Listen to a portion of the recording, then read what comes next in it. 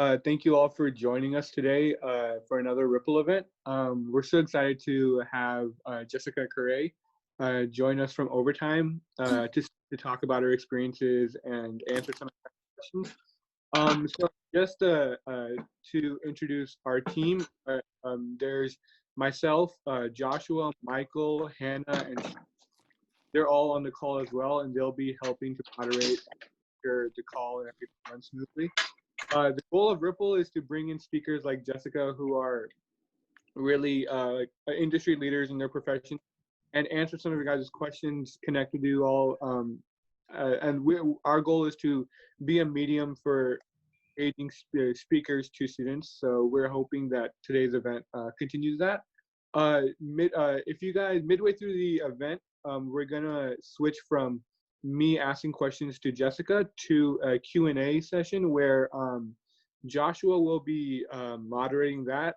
So if you have any questions, you can either verbally say them and just type in the chat that I want to say my question, or you can just type out your question and Joshua will read that to Jessica. And we're going to do it by first come, first serve during the Q&A period. So yeah, without further ado, I'll go ahead and introduce our speaker, Jessica, and we can go ahead and get this event started.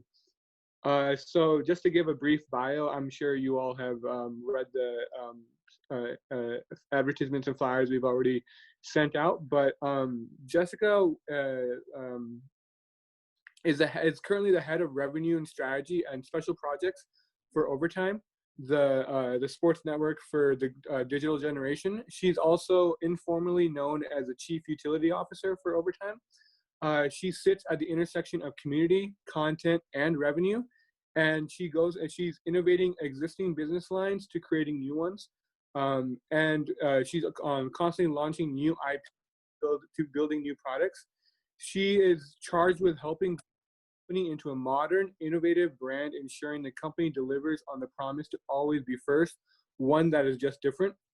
And it's definitely continued to do that. It's revolutionized the sports media industry and just the media industry in general across all the social media platforms. Prior to Overtime, Jess spent 6 years with Vox Media, helping to curate that company and grow it into becoming one of the largest, most diversified media companies. With award-winning content across television, podcasts, websites, and proprietary technology used by publishers and marketers alike. She was responsible for leading all the marketing efforts across all of its lines of business, which is a pretty hefty task, just because of how extensive Vox Media grew under her belt. She held a BA in journalism from NYU, as well as a medieval and Renaissance studies degree, which comes sports and constantly networking with people from all different media backgrounds. So Jessica, I can hand it off to you if you want to say some other words, some other additions to what I've already said. I think we're done. Thank you. That was a great intro. And thank you for having me. I'm excited to talk with you guys and answer your questions. If you kind of heard that bio, I've had a very non-linear path into both media and sports. So I'm happy to kind of share the tricks that I picked up along the way and kind of the insider experience that I had. One, growing a company from a startup and then trying to do it again. I don't know why I'm a glutton for punishment, but excited to share with you guys today. Awesome. Yeah, that sounds great. So I'll go ahead and get the questions from the audience and previous members that or previous events that we've had that the audience has sent in. So the first question that a lot of the members wanted to know was, you studied journalism at NYU, and you mentioned how you use that in your daily life and your work at Overtime and at Vox. So could you speak more to how you use the skills that you learned in journalism in your daily life? Yeah, sure. So I think one, generally as a journalist, you have this passion and this like deep love of understanding the world and this like unparalleled curiosity to understand the world around you. And so I think that that ability to ask the right questions, to be continuously curious, is a skill set that is invaluable when you think about particularly moving into media and you're trying to figure out how to build something. And I think being really personable and unafraid to ask those questions is really helpful. You're never going to know everything, and you don't need to pretend like you will. I think people will respect you more if you ask those like really thoughtful questions. And then I think the translation into how it's helped me in my career in terms of having that journalism backbone is, I think, particularly at Vox Media, the people that were working in the editorial newsroom had a bit more respect for me, or they had a little bit more trust in that I had the training. I understood some of the challenges that they were facing, and that my whole thing was I was just trying to build sustainable businesses that would uplift their voices, and that it would allow them to continue to do the amazing work that they were doing as journalists. I've always been passionate about elevating those voices, even if that voice wasn't mine. I learned very early on I was never meant to be a journalist. So that was a fun lesson to learn, but I could create the businesses that would support those people to do that. And gaining the trust with the training that I had and sort of the background and that empathy, I think really, really helped, particularly at Vox Media. And then at Overtime, again, just that curiosity and making sure that I never assume I know everything or know the full context of what's going on. Definitely. Yeah, I can definitely reiterate that. Like in undergrad, we learned so many of these intangible skills that can translate so well into our profession. So yeah, the next question that a lot of people had was, like, what kind of got you into pursuing the kind of work that you did with Vox Media and how that translated to Overtime? Yeah. Yeah. So I had a very interesting path into Vox Media. I actually started on the event side, right? So it came from that, again, that hunger, that need to support journalists and journalism. And I knew that I couldn't be the writer, but maybe there were other things I could do. And it was right when these media companies were starting to figure out like how to make money. And I had done some work with the company called Superfly, and they produce events called like Bonnaroo, the big festival in Tennessee that should have happened last weekend, but it didn't. And so I had this event production expertise that I was trying to hone. And at the time, Eater, Racked, and Curbed were a separate company. They ended up becoming acquired by Vox Media, but they were starting an events business. And so that's kind of the pathway that I entered into truly going back to media. And from there built out their events business and sort of a marketing arm. And then when we were acquired, again, the idea of like, media is ever changing, and the things that exist now either won't exist in 5 years, or there will be a whole new industry within media that you can take advantage of. So a good example of that is I started our branded content studio at Vox Media. It was right when branded content was starting to become a thing. People were understanding the difference between branded content and native advertising and content marketing and all of this stuff. And we just decided to like really be the first people to kind of truly start a full-fledged studio. And I kind of transitioned the marketing experience that I had at Eater, Racked, and Curbed to bring it in and start fulfilling our marketing needs for our clients. So really it was just taking advantage of, again, like seeing a need and filling a need and understanding that like maybe tomorrow there may be like a different job or a different skill set that is needed, but I've done the work to prep for that. Whether they're like really hard skills or those soft skills that you were mentioning that you're learning in undergrad. Definitely, yeah. So you said that, like, especially in the media industry, it's constantly changing, and you yourself in your career, you've constantly had to adapt. So, like, you went from an undergraduate degree that didn't really have much to do with business to almost like running one of the biggest businesses across U.S. media. So, what kind of taught you those skills and the necessary lingo, all the knowledge that you use on a day-to-day basis? Yeah, sure. So I think it's a combination of things. One is, again, is like just enabling your own education, and to the extent that you can do that. So continuing to be like hungry and read things, be on the top of like the industry, subscribe to things like the Wall Street Journal, New York Times, any sort of industry rag if you really are looking into getting into media. And then I was lucky enough to have really great mentors along the way, and I identified them early.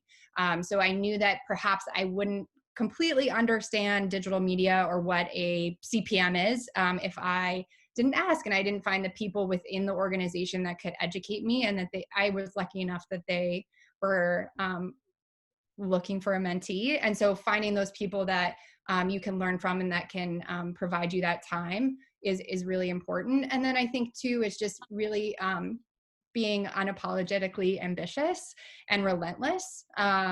And if you see something as an opportunity, I think build your case as to why you could be the person to either support that opportunity or lead that opportunity. That's kind of what I did throughout my career. And I said, look, I'm never going to be the expert in modeling out programmatic, but what I can do is find the best person for that. And then I can build a team of experts around me to grow this business. Okay, definitely, yeah. So could you speak more to the differences in the work and the goals that you had with Vox Media and Overtime as you kind of reached the like your top, like the current role at Overtime and the chief executive director of marketing for Vox? Yeah. So I had a long career at Vox Media. It was very wandering, as you can tell. I went from running that branded content studio, as I said, to running special projects, which was really like I again saw that we weren't taking full advantage of the strength of our brands, and that we needed to create new types of experiences for our audience and for our brand partners. And then through that work was able to just say, hey, we need someone to figure out how to position and market our networks and our businesses to our potential customers and to our audience. Because I think we were at a point where we had grown really fast, but we didn't quite understand who we were and who we were reaching. And how we talk about ourselves. So that was kind of the trajectory there. And I think you can find now that Vox Media is very much a full running machine since acquired New York Mag. They are truly a technology company that is just chasing quality at scale. Okay. And they're really good at it. And I think Jim Bankoff, the CEO of Vox Media, is really good at that. Is figuring out how to like grow and become large and build that scale and build that technology. I think what's different about Overtime is that it truly is community first.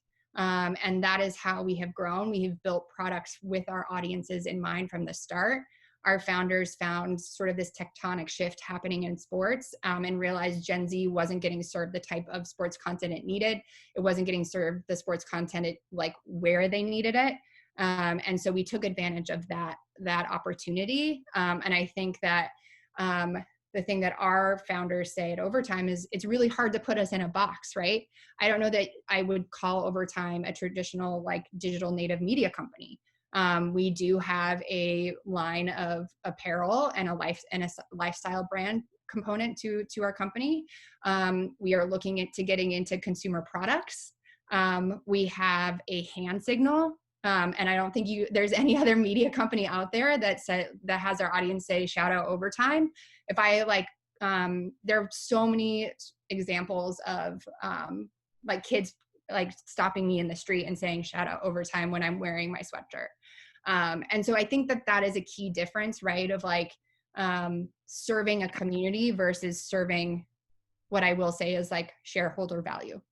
Yeah. And so neither one are like bad or different, but they are different. Neither one is bad. But I think that's a key difference. And so we're just constantly thinking about who do we serve and what are they missing out of their lives that Overtime can provide. Okay, and going off of that, like what kind of content do you guys deliver that separates you from these other sports media platforms and allows you to like create this kind of family with your following? Yeah, so I think it starts with the fact that we have all of these shooters across the country, and we have this iPhone technology that allows us to capture highlights. and send them directly to our social media editor so that they can curate those highlights.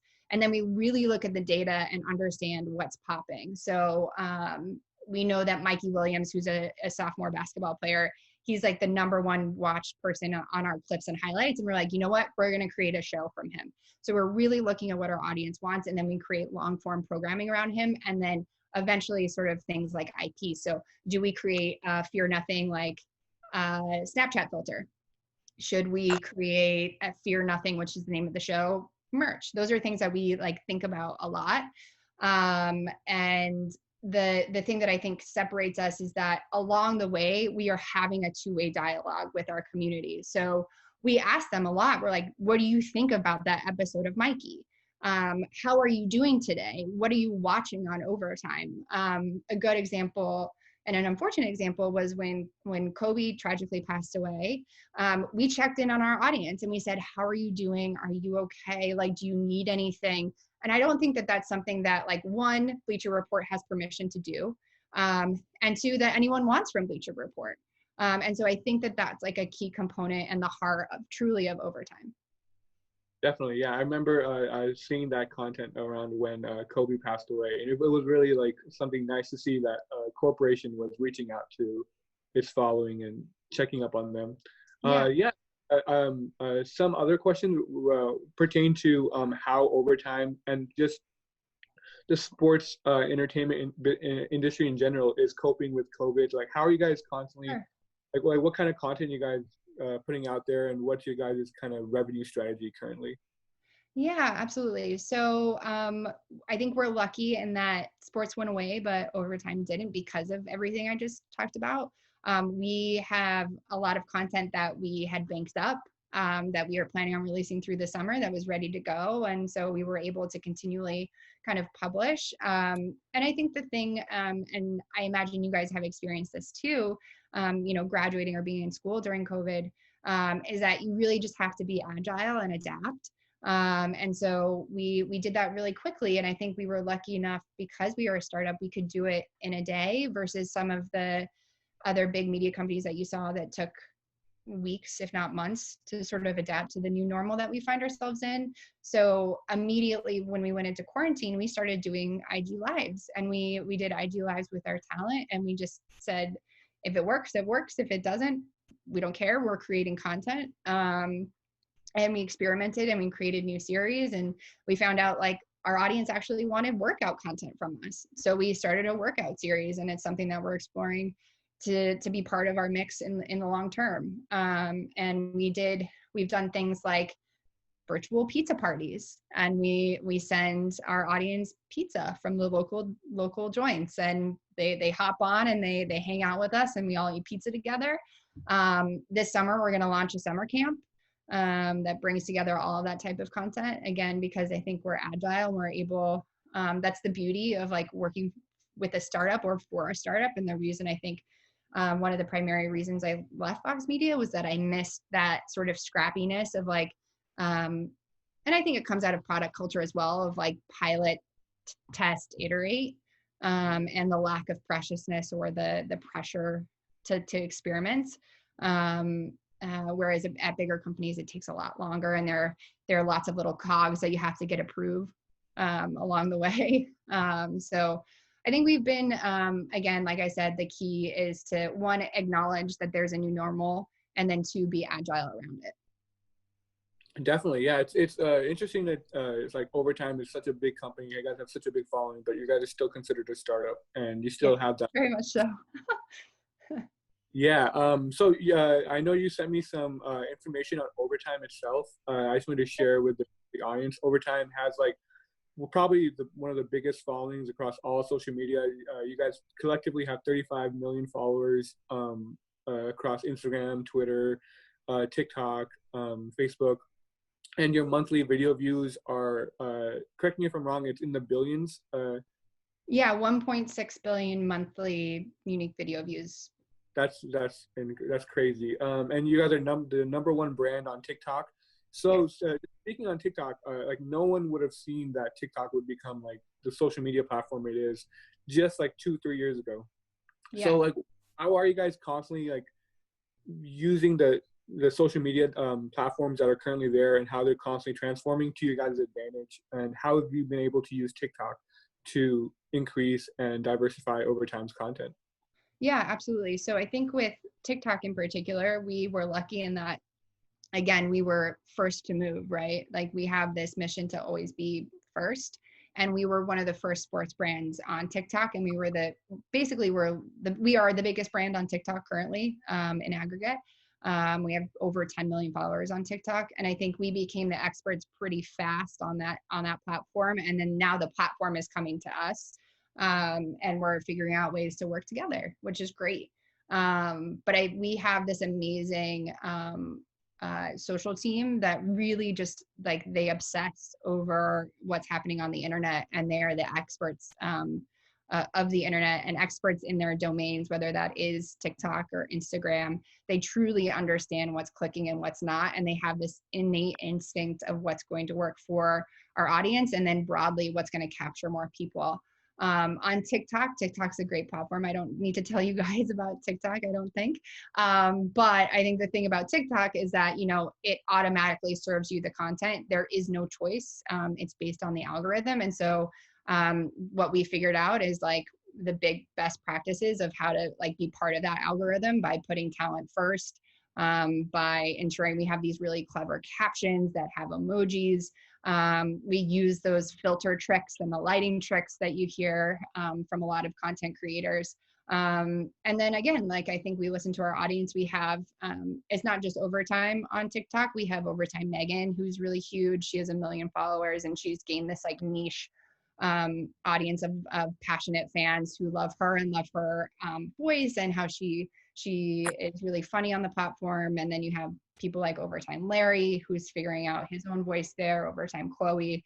And so we've been able to like capture a bunch of different communities using our talent, and then using our main Overtime channel as the sort of broadcast to those talent channels. Definitely, yeah. And just hearing about all the different people that helped create all this content, I'm getting to understand that like to work for Overtime, you don't really need that much of a strong sports knowledge to actually make an impact. Can you speak more to going into industries such as like the sports industry, where you might not have too much experience or too much of an interest in general, and making like your role heard? Yeah, absolutely. So I can't really speak to like working for a league or working for some of the bigger sports entities, because I haven't, right? But I do have a love of sports, and I have been lucky enough to work for 2 media companies that talk about sports a lot. So or are centered in sports. So SB Nation for Vox Media, and then Overtime for Overtime. And I think again, it's like kind of figure out what you like and what you don't like. So for sports, like do you like the business of sports? Do you want to understand the numbers? Do you want to work with talent? There's a huge slew of opportunities and talent that isn't just being an agent. You can think about working for the NBA and think about player relationships. There's a whole slew of people that work kind of not just for those stars, but like how do they think about the player experience? There is again, sports media. That's a huge place to play. And you don't need to have like sports experience. I think it's, again, figure out if you want to be a generalist and kind of have this broad swath of knowledge, which is who I am, or do you want to be a expert, and do you want to dive deep into being like an expert into a certain field? And so do you want to be the person that knows everything there is to know about podcasts? In which case, that's awesome. You can go work for a news company. You could go work for a sports company. You could go work for an entertainment company. You could go work for talent, because you know how to think about podcasts. You know what it takes to build one. You know what it takes to market one. And that can like give you sort of latency across a number of different industries. Definitely, yeah. There's definitely some skills that you should use across industries, just like even beyond just the sports market. Is there any piece of advice or anything that you knew before you started working for Vox Media or for Overtime that you wish someone had told you that you would like to share to our audience? Um, yeah, I think just look for ways to make yourself indispensable. And think about what that means for you and for the people that you work for. It's something I learned really late, but it was, I was so thankful when someone said that to me.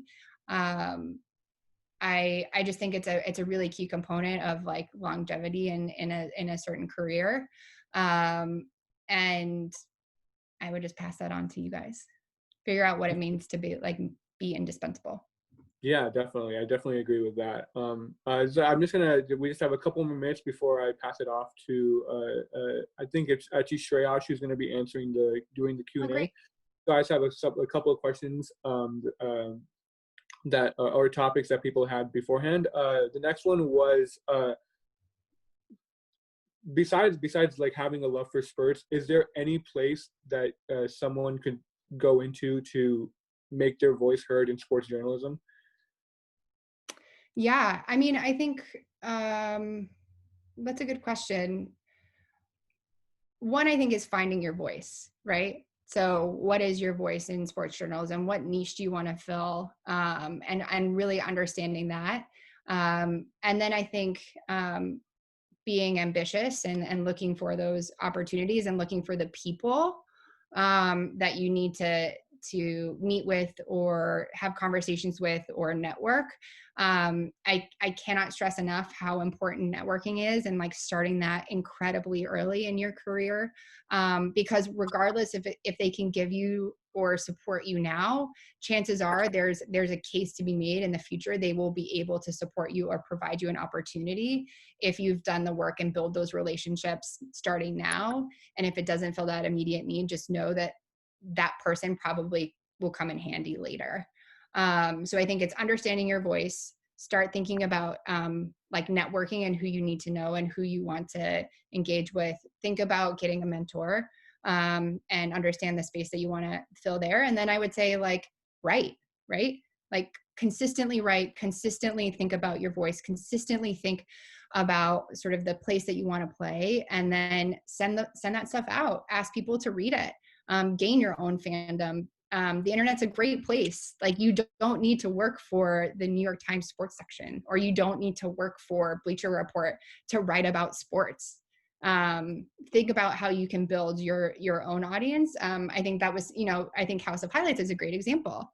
That didn't start as House of Highlights. That was just someone with their own distinct voice, covering sports the way that they wanted.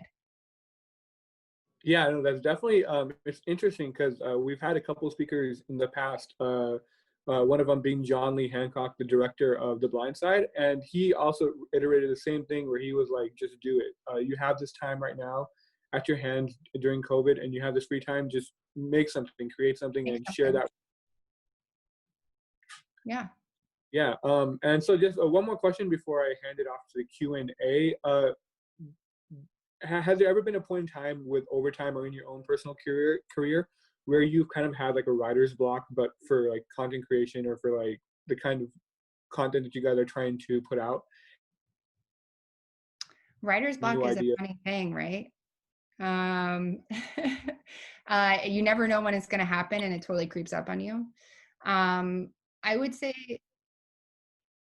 anytime that happens, I try not to get in my own head, and I just take a step back. I think one time that it came up was when we were trying to think through a brand new positioning for Vox Media, which is like not not no small task.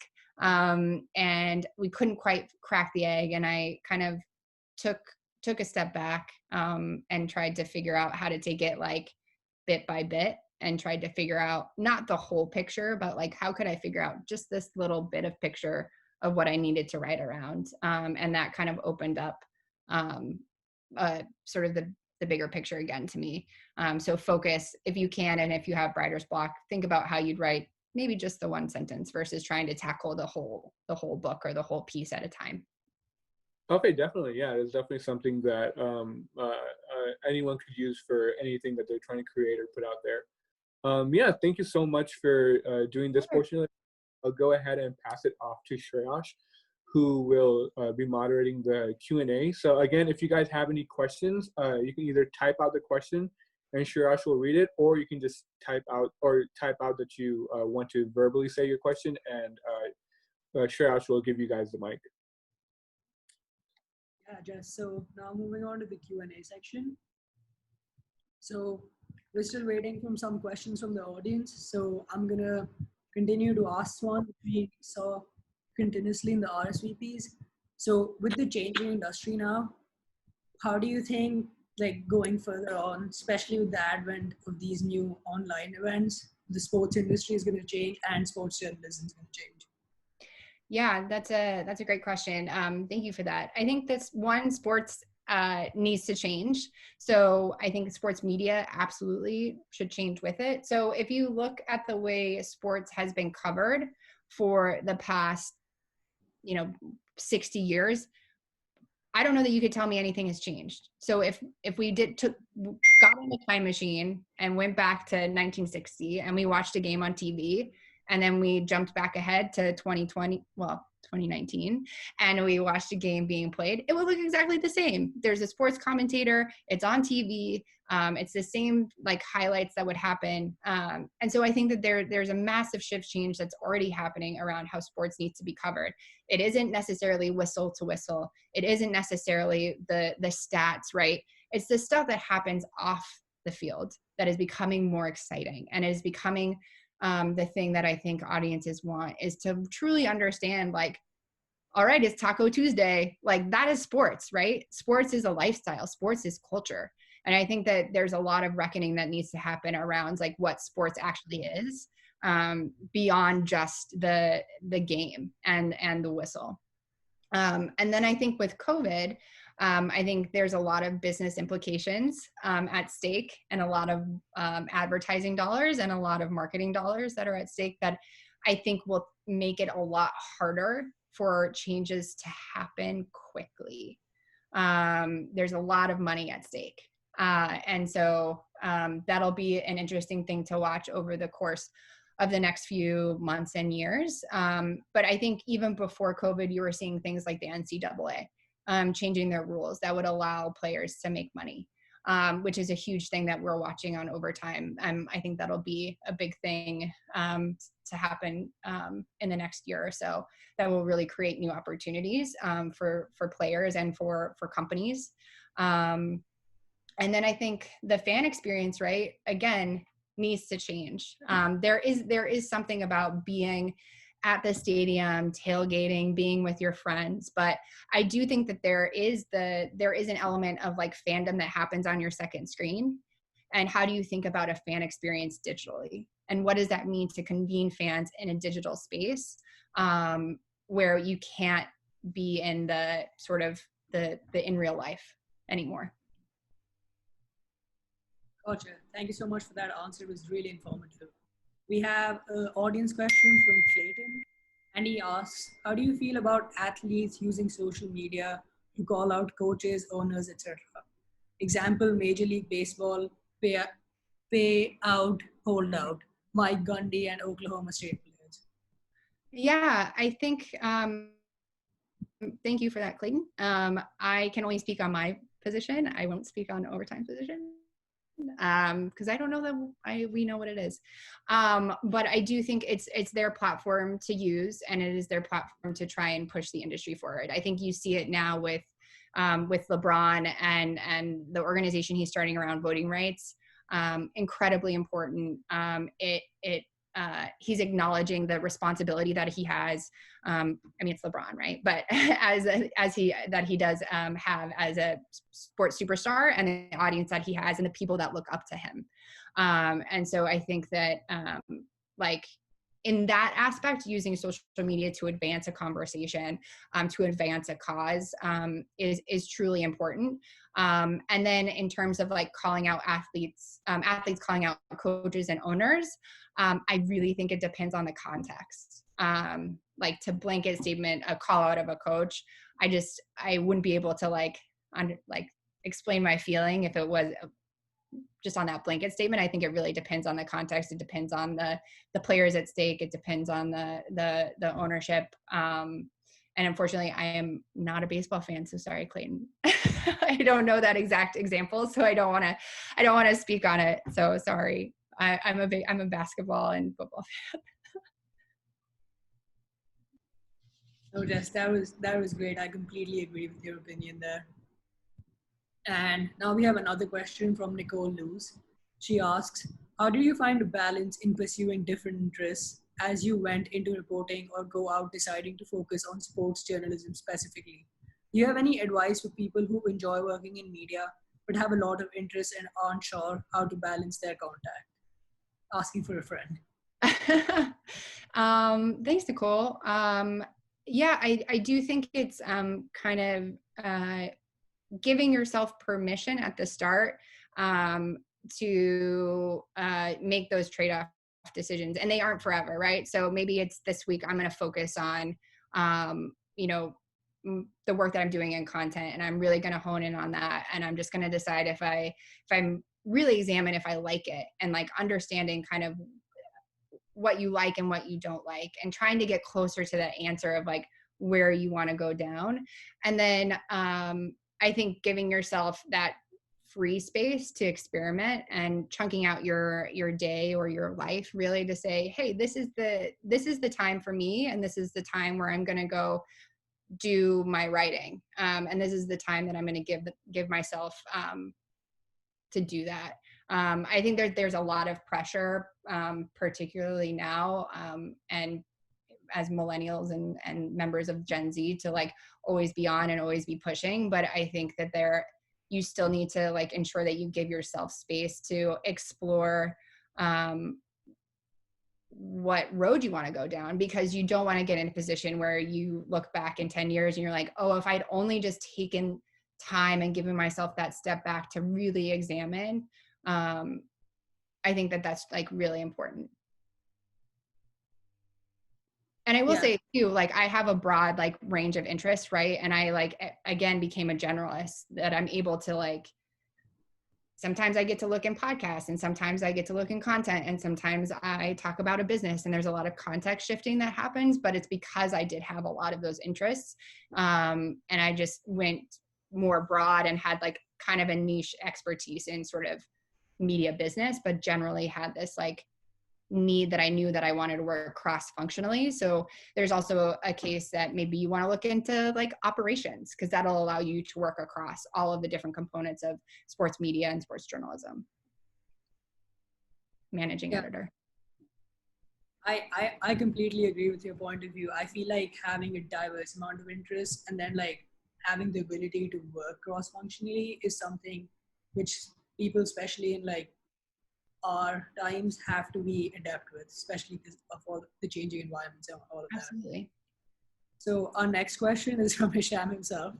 He asks, where do you see social media and social marketing in the next 5 to 10 years? Who knows? Right? Like TikTok didn't exist like what, 5 years ago? Like who knows what that platform is going to be? But I think it is really just being looked to be the first mover, and social media is just about connecting, and what are the platforms that you look to connect, and how are you connecting with your audience? So at the end of the day, like whether it's TikTok or IG or YouTube, like the algorithm's going to do what the algorithm's going to do, and you're never going to know, right? And so you should really hyper focus on who you want to reach and who you are serving, because that's something that you can control outside of the algorithm. You can game that all you want, but unless you like really know your brand and your voice, and sort of the objectives of your social media, and then also on the flip side, your marketing campaign, and understanding who you want to reach, and where they live, that will always be a thread that and a tie that binds across social media and social media marketing, is who are you talking to and what do you want to get across, and then let the algorithm do whatever it wants to do. Gotcha. Now we have a question from Adam. and he would like to ask you himself. So I'm gonna ask him Oh, to great. Hey, my name's Ad. I would just wanted to ask, you mentioned, sorry, you mentioned before that that if you wanted to get out there, like into creating content, would you have to like create it in a niche, or would you have to create it like in like, or could you like expand into a little bit of everything? So if you want to create content, do you want to start right now, like in a niche? Like, do you want to like super serve and hyper cover, like soccer in a teeny tiny town in Germany, or do you want to just cover more soccer more broadly? I think it's like, again, finding what you're passionate about and finding your voice, and finding a place that isn't being served. So if that teeny tiny town in Germany needs to be covered, like, you should go cover that. That is a white space that you could take advantage of. But I think for you, when you're thinking about experimenting and starting to create content for yourself, or kind of think about your own brand, think again about like who you're serving and what is the white space that you're filling. And that white space could be super niche, or that white space could be kind of more broad. And I think those are the trade-offs that you need to make, right? That there are tons of niche publications that do really well. And then there are a ton of like, more broad publications that also do well. I think it's just finding about what you want to cover and how that maps to what the marketplace needs are. There is a risk in going too broad and you dilute your brand, and then no one knows what they come to you for. So I would just say, like, if you're just starting out, start small and then broaden based on that sort of lens that you've shot your brand through. Thank you. And speaking more on the revenue side of things, since that is like the position you currently hold, what are your thoughts on the huge explosion in revenue because of esports, and where do you think that industry is going to go? Yeah, I'm waiting for marketers to get on board. The audience is there, the opportunity is there. At Overtime, we do have a gaming team. We have a Fortnite team that we started last year, and we have taken the position where, yeah, they're competitors and they're playing in the tournaments, but again, in the same sort of vein as Overtime Main. How do we cover the behind the scenes? How do we talk about their life? How do we look at like funny nuances about the game and who they are as gamers versus sort of their high scores, and building tournaments around them and thinking about building a community? There are brands that have been like first to move in the gaming space, and they kind of completely own that tournament. And then it's kind of the same. I mean, there are the same implications, right, around like the NFL and NBA, around some of those marketing relationships, as there is with ESL and some of the bigger tournament leagues. I think that you're going to see some of these other sort of blue chip brands start to dip their toes into the gaming spaces. Gaming kind of gets over its hump and of being like this thing, sort of a niche thing, and actually the understanding that I mean, the biggest entertainment release that happened, in a couple of years was Red Dead Redemption 2. So like, that's something to like think about, of like, that's the biggest entertainment release was a game. And so as that understanding kind of explodes a little bit, I think you're going to start seeing some of those brands experiment. They're not going to be big budgets, but there's going to be some, and those that move now will find themselves in a really good place in 2 years, that they did it first. Yeah, I personally really enjoy Red Dead Redemption 2. Yes, me too. And now, quickly transitioning back to sports journalism, what is one thing you would say outsiders, like people who have not yet entered the industry or want to enter the industry, something which like is not apparent to them? Not apparent. I think it's like, it's potentially non-linear, right? Like maybe you don't start in a sports beat. and you start on a different beat and you really hone your writing skills. And you just keep that passion of sports in your back pocket, just so that you can get in the door, and then you can think about sort of how you want to move around that editorial newsroom. It happens a lot. It happens, at least from what I see as a outsider to some of the bigger publications, where you're able to shift beats. Again, if you're kind of doing the work to hone your expertise along the way. And then I would say, like, even if you're on a certain beat, maybe you try and find your sports journalism mentor. And that could be, someone that's closer to the sports angle that you want to be in. Yeah. And another question related to journalism, which I can see in the RSVPs, is like, when you're trying to make content for sports, at what point can you assume that the viewer will understand what the different terms, different stats, player positions, etc. mean? At what point do we understand the different stats? Yeah, so like, how much can you assume that the average audience would have knowledge of the content you're making? Like, how in depth can you go? Like, how do you strike a balance? Yeah, I mean, so we get what we get from the platforms, and we accept that. We use it to build a business, and Google will give us our, the revenue and the retention and the engagement that we get on YouTube. But again, it goes back to like our community that we've built. And so we're able to survey our audience at scale really quickly. So if we send a couple of thousand DMs, which we can do in an hour, we will get a couple thousand responses and a full-fledged survey that we don't have to pay for. We don't have to go to a third party, surveyor like a Forrester or a Nielsen. That's something we can do on our own. And that's kind of where we get sort of that qualitative data to map with the quantitative data that we're getting with our platforms. And then, like I said, there's also there's very much that instinctual thing that happens, that comes with being in it. And you just know that clip's going to pop or that clip's not going to pop. And our social media editors are really, really good at that.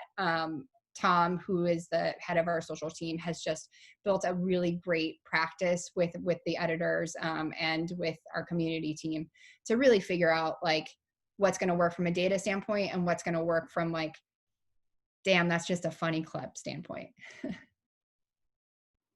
Yeah, I've noticed that with Overtime's content, you guys like really know when to post what and like what will actually gain traction. Yeah, and it's definitely a balance between, again, doing our best to understand the algorithm, but not relying on it, and relying on just feeling like we know what our audience's needs and wants are, and then whatever weird stuff we want to post at 2 a.m. Yeah. Now, a question from Michael. What is the favorite sporting event Overtime has covered in New York City? That one's easy. It's the one we created ourselves. It was called The Takeover. And we did that last year in Brooklyn, and we brought the 7 best sort of high school boys and the 7 best high school girls, and we created a basketball event. We completely upended what basketball could be. We made the basketball court shorter. We made the game a little bit different, so it lent itself to highlights. We did King and Queen of the Court. We had an overtime challenge there, and it really was just like an amazing community event. It was incredibly hyped. We had a movie screening about the takeover afterwards. So it really was like, it wasn't just a sporting event. It was like a full-fledged like entertainment bonanza. And it totally just brought together this awesome community of athletes, their parents, our fans, in real life. And it's something we're truly excited about potentially doing again next year. Oh, that's awesome. I really liked that event. I remember watching it. I remember seeing like Carei Walker dunk on everybody. It was sick. Yeah. We still like go back every once in a while and just like reminisce and look at the clips and just kind of remember like the hype of that moment. And it's great to hear that it totally translated to the content. That's something that we're really like conscious about, is like, I mean, we've like pre-prepped all of the camera angles for the game so that it would like, you would be able to feel that awesomeness that came through. Yeah, for sure. Thank you. Another question from Heidi. She asks, what has been the most challenging point in your career and how did you overcome it? Yeah, I think it was leaving Vox Media. It was a huge risk. Luckily, it's paid off. I got to the point where I knew that my growth at the company, my personal growth was over at Vox Media. I could continue to help Vox Media grow, but that wasn't going to help me personally. And in my like sort of career that I wanted to have for myself. And I decided to quit and start consulting because I wanted to figure out like the right next step. And it was a big thing. It was a family I was with for 6 years, and they're still very near and dear to my heart. But it was a decision that I needed to make for my career, and I felt like I had done everything to sort of prepare myself to make that leap. I had built the skills that I needed, and I felt confident that I could land somewhere the where I wanted. And in the meantime, there were plenty of other people out there that had no idea what they were doing. And I was like, great, I'm going to consult. And I consulted for like almost 7 months. And through that, I met Dan and Zach, our founders, and found a new home and a new family, and a place that I think could have personal growth at the same time helping a company grow.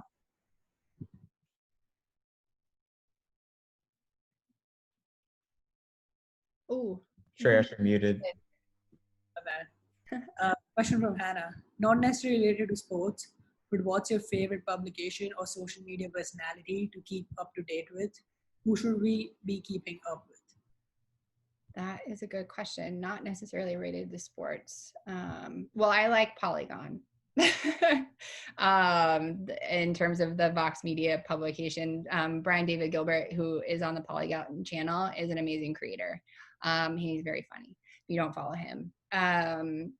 But I have been, social media personality over time. Larry is great. Not that I'm trying to shill, but I have been, trying to, particularly now, like think about what my feed looks like, who are the creators that I'm following, and ensuring that I have a diverse set of people that I'm understanding the world with and for. And so I've really started to expand those types of personalities, and really moved into some of the like more high profile Black Lives Matter protesters and advocates.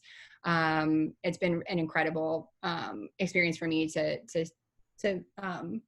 do that. And I'm excited to continue to learn more and follow those people, and do some additional education and learning for myself. So another question which we had from like previous speakers, and I'm going to just reiterate it to you. Sure. So with the advent of this whole pandemic, all of us have gotten used to living life online. So how do you see after the pandemic? Do you think we'll become more adept to this online life, or do you think we'll just transition back to what we were doing before and like what we've been craving? Yeah, I think that we're going to find I don't want to say middle ground, but we're going to kind of push back a little bit this way, but not the whole way. I think a lot of people started understanding that business doesn't need to be done in person. It certainly helps, but I think especially on the advertising and publisher side, we realized that we could have Zoom meetings and Zoom pitches, which helps save costs because we don't need to like get on a flight and do the sort of T&E thing, which is really helpful. And I think too, it also helps with the virtual event component idea, where you're able to like, where you were probably only going to allow 500 people in person. Now you can think about, okay, how do I allow 5,000 people digitally, and what's that 500 person in-person experience? And that can help create new types of businesses for you, new types of experiences for consumers. I do think that the needle will move a little bit this way. It's sort of the same thing, that we got used to with airports. Like we still have to take off our shoes, but we don't have to like go through the whole thing. So we'll see. I think like I feel like personally people are gonna really change how they behave. Like even like for me, for example, like for a meeting, I would rather just like zoom in instead of going in and Yeah.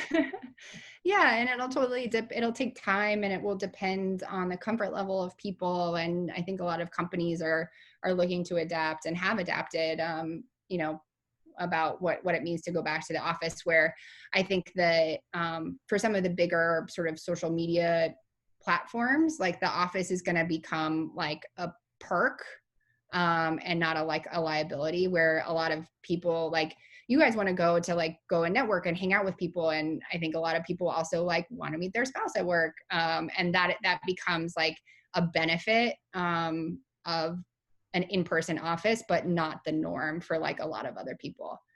So that'll be interesting to see how that plays out as well.